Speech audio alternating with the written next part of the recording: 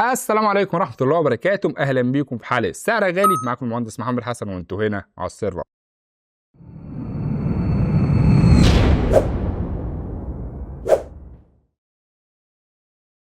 موضوع حلقتنا النهارده مهم جدا، أنا وهو سعر غالي. مشكلة بتقابل كل فني ومهندس وبيدور حوار مع العميل علشان أنت سعر غالي وفي غيرك بيقدم الخدمة أرخص منك. طب إيه الفرق؟ خلينا قبل ما نبدأ نبقى متفقين إن الأرزاق بيد الله، وإن محدش هياخد رزق حد، ورزقك هيجيلك ورزقك مكتوب من أول يوم اتولدت فيه. بس احنا بنقف عند نقطة معينة، هو مين الصح؟ هل الفني ولا العميل؟ أنا بالنسبة لي الاتنين صح، لأن العميل عايز حاجة بسعر رخيص وحاجة كويسة، والفني بيقدم له الحاجة دي بالظبط. طب ازاي؟ الفني بيبدأ يدور على أرخص سيستم موجود في السوق وبيقدمه للعميل عن إنه ده أفضل حاجة، وبالتالي الفني بيشتغل أكتر علشان سعره رخيص. فالعميل لحد هذه اللحظة بيبقى مبسوط لأنه لقى سيستم كويس بسعر رخيص. وبتأتي لحظة المفاجأة، يتفاجأ العميل بعد التركيب إن السيستم يبدأ يظهر فيه مشاكل، جودة الصورة ضعيفة مش زي اللي كانت في دماغه، وفينش الشغل مش حلو. فبالتالي ضيعت حق العميل. فالكاميرات يا تجيب حقك يا تضيع حقك. ازاي الكلام ده؟ عندنا السوشيال ميديا مليانة بفيديوهات سطو مسلح، بلطجية، خطف، سرقة، وتلاقي الفيديو مبكسل وملامح الشخص مش واضحة. خلينا متفقين إن الغالي تمنه فيه. مستحيل تلاقي ايفون ب1000 جنيه حتى لو عليه التفاحة، ولكن في حالة واحدة، إذا أنت اشتريت الايفون من قناة حبيشة، وفي الحالة دي هتجيلك التفاحة متاكلة منها حتة جوه العلبة.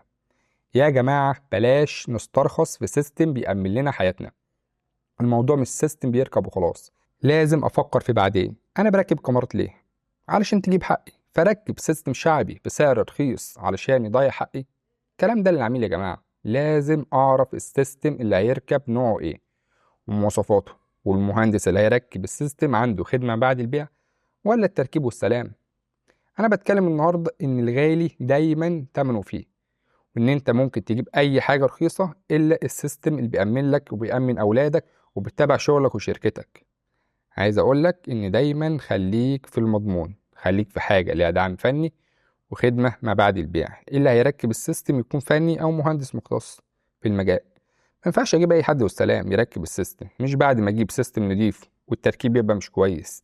أهم حاجة جودة التركيب وفنش الشغل، هو ده اللي بيخلي السعر المهندس غالي، علشان جودة شغله. وحط تحت جودة شغله 100 خط. الحاجة التانية، لازم أشرح للعميل مميزات السيستم اللي أنا بقدمه وليه أنا سعر غالي، وإيه الفرق بين السيستم الشعبي والسيستم الكويس. لازم أوضح الفرق علشان يعرف ليه فرق السعر كبير. وأنت كمهندس تمام، رشح للعميل دايما السيستم النضيف وقول له سعرك حتى لو سعرك غالي، ولكن ما ترشحلوش السيستم الشعبي وتركبه له عشان تشتغل اكتر. لا، انا ارشح له السيستم النضيف واقول له مميزات اكتر، واقول له مميزات السيستم ايه واللي الدعم الفني ايه وكل حاجه. انا كشخصيه انا سعري غالي ومعروف عني ان انا سعري غالي، ولكن العملاء بتوعي متمسكين بيا علشان حاجه واحده، الخدمه اللي انا بقدمها، الخدمه والتركيب والشغل بتاعي. لازم تكتسب ثقة عميلك وتكون قد الثقة دي، لأن عميلك هو اللي بيسوق لشغلك. وفي نهاية حلقتنا عايز أقول لك إن أنا سعر غالي، وكان معاكم المهندس محمد حسن وأنتوا كنتوا معانا على السيرفر. السلام عليكم ورحمة الله وبركاته.